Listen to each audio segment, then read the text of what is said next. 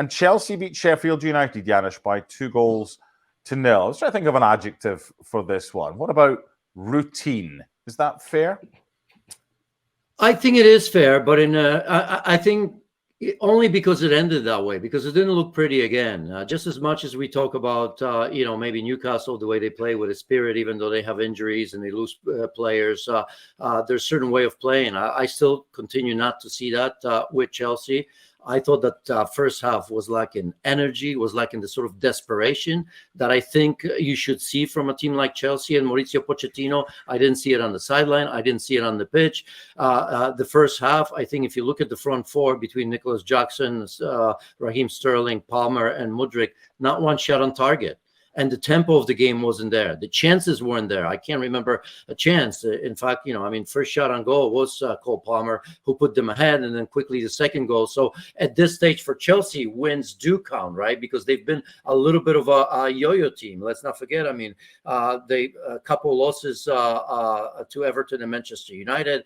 I think in between somewhere they beat Brighton, and then before that, of course, there was more losses. So I think they need to settle down just a little bit, get a run of result just to move up and give them some hope that ultimately when they recover the team, maybe we're going to see Chelsea, at least fighting for Europe. I don't see them fighting for top four, but at least fighting for Europe. So the result looks good. That all that matters. And now it depends what they do with that result, because they have a pretty good run of games. So the pressure is going to, in a way, for me, it's going to be even bigger, because they have, I think, Wolves, as I wrote down, Crystal Palace, Luton, and Fulham in between couple cup games. I think Chelsea, Newcastle makes you wonder who's Newcastle is going to play, because I think that's the next game in the EFL Cup as well. So now I think, in a way, the pressure is going to come, because they got the 3 points, massive. Who cares how? Because ultimately they got it done. But you'd expect at some stage for Chelsea to go on a run of wins. And now is the time. This should be, in my opinion, a catalyst to go forward, with the likes of Nkunku being back and some of the other players as well. Yeah, I was just going to mention that to Luis Miguel. It's easy to put the boot into teams that aren't playing well or that are performing below expectations. This isn't a time for that. Chelsea got the win. They got a clean sheet. And Nkunku, despite not being used in the second half, was back available for selection. So are things starting to look up for the Blues, Luis Miguel?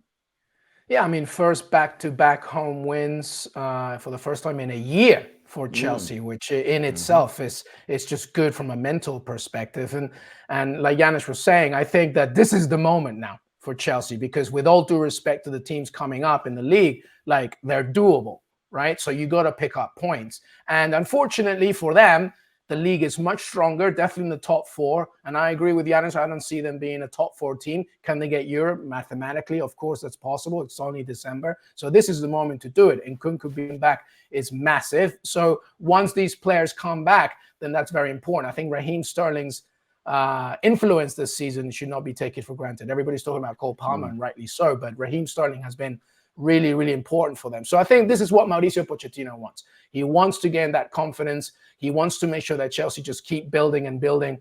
And with a player like Nkunku, I keep referencing him because he is an absolute star. And when he's fit and healthy, it's going to be great to see another goal threat for the Blues. But, Pochettino needs to take advantage of this, quote unquote, lighter December schedule and hopefully get some points there. But yeah, having a League Cup game as well is going to add some more, responsibilities for them. But this is the time to do it right now, because you can't drop anymore. Attitude. I think that to me is the most important, because we can, obviously we don't see the identity of Mauricio Pochettino just yet. We've talked about it long enough, but I think playing with attitude is what's important, because again, the comparisons with Newcastle are for everybody to see. You saw how they play game in and game out. And, we mentioned Nkunku. I don't know if you guys noticed that, he was warming up. He was the first one. Yeah. Why? Because there was desperation, right? The only reason he would have probably come on because things weren't going Chelsea's way. And they weren't going in the first half. Even though they dominated the game, there was nothing, no chance, there's nothing, no build-up, nothing that you could say, okay, things are turning just a little bit. And all of a sudden, he never came on, because why? Why take a risk on him as well? But I just think that the attitude of the team needs to be that we are Chelsea, because right now, they're just a big name, big club, but they're not playing like one. What would be an acceptable finishing position, LME, for Chelsea? Because as we sit right here, right now, they're 10th in the table. What should they be aiming for? Right now, from this very moment, 7th. From where they are, yep. 7th? 7th. Yeah, 7th, 6th. Like, I'm not kidding when I say this is a totally different league this season. Like, there's a lot of good teams that are fighting for points, right? We haven't even mentioned the likes of, Brighton and stuff, who keep on plugging. You don't see them cry. Well, the Saturday sometimes cries about it, but you don't see them struggling as much. The Europa League, they had that great win this week. There's other teams as well that are not just fighting for the top 5, top 6, but they're even just to get into the top half. So I think that if you can get European football, if Pochettino can get European football once again for Chelsea, and maybe a good cup run, maybe get yourself into a final and see what happens, then I think that's a successful season. Because there's a lot of issues with Chelsea that we forget about this fact. Todd Bowley has spent more than $1 billion to make this happen, and it's been a huge disappointment. So now I think that the expectations have to be lowered right now. There's no way you're getting top 4. I don't know. I don't know, Lewis. I hear you. I'm not beginning. I think they got to be. I think they got to be. Expectations got to be. Pushing for 4th. No. I'm not. Wait. Mark asked me what I think. Chelsea are obviously going to go. Chelsea are obviously going to go for a top 4. They're obviously going to go for a top 5. They need to climb up that table because, like you said, they are Chelsea. They know their history. What I'm saying is, I don't think that's happening.